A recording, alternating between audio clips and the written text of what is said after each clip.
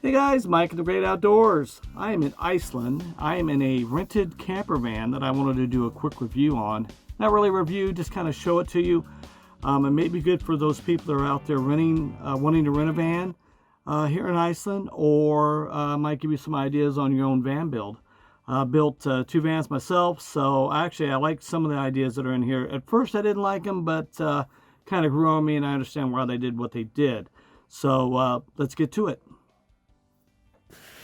Okay, I'm going to start off with the interior, and here is the sliding door, the door that you come in. We have a fire extinguisher down there, and then we have this counter that I thought was kind of oddly placed, and it was just an odd shape.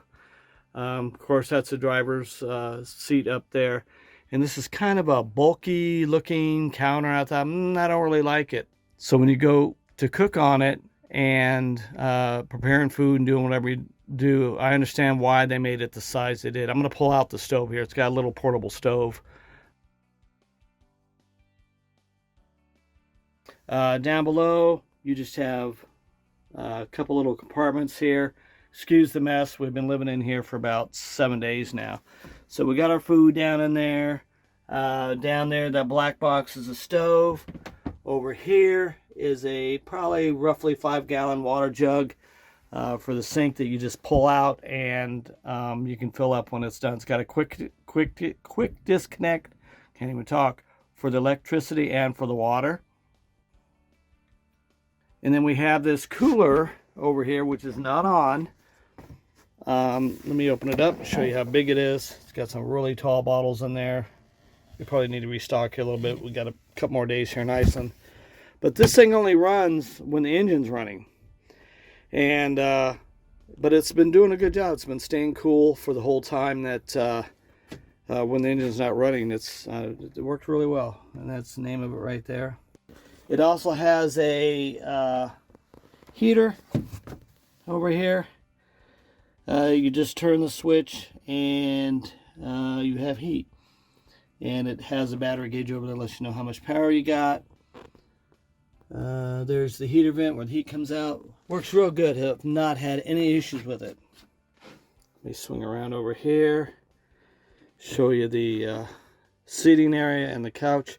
This is a 5-person high roof van. It's just me and my son right now, so I couldn't imagine having a whole lot of people in here. But let me show you how these seats work here to make into a bed. I'm not going to make the whole bed out, but I'm just going to show you an ingenious idea they had here.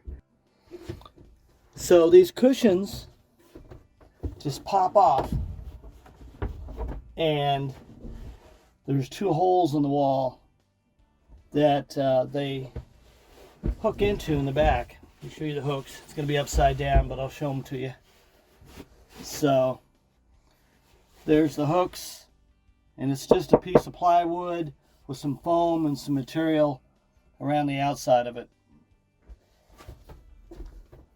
So the seat backs come out, and they go across the front and left to right side here, and that table goes in there somehow. That table pulls out.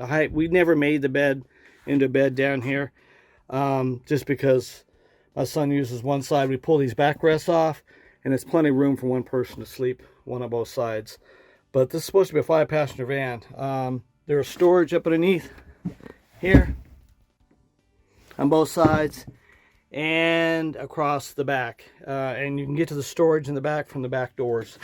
Now, don't laugh at this top part. This is supposed to be a bed up here. We just store our suitcases and sleeping bags and stuff like that up on top here when we're in transit. But this is probably 2 foot. I slept up there one night and did not like it. So, but that's how they set it up. It works good. Like I said, we've been in here about 6 or 7 days. But it works really well for what it is. Sink works good. It's electric. So we just turn it on. It does not have a gray water tank. It's got a hose that goes out on the ground. We are in a Renault, and we did get the standard shift. It's a little bit cheaper. And there was other options of campers to get. We could have gotten the small, like transit size, little cargo van type ones they had here, but they looked extremely small. We were going to be out here for 10 days and didn't want to spend a whole bunch of time in a little van like that. So in Iceland, it was so nice because there's so many campgrounds and you just pull in there and it's so easy to register. This was the way to go for us. There's a lot of hostels and stuff like that, hotels and stuff, but the van, you could spend as much time as you wanted to in an area. You had your food. We would go and explore, come back to the van, make a sandwich, go back out, explore again. Didn't have to worry about a restaurant or anything like that. There's no toilet. But for emergencies, which we haven't had to use, thank God, a bucket with some trash bags in it. We keep in the van just in case we're in a remote area and we need to do something. Okay, that was it. Hope you liked the video. Might give you some ideas for a van build, or might have made you decide on what kind of vehicle you wanted to rent in Iceland if you're looking for one. Please subscribe. Give me a thumbs up if you liked it. Leave any comments down below. And stay tuned for any other strange and odd camping related or outdoor related videos. So again, thank you for watching.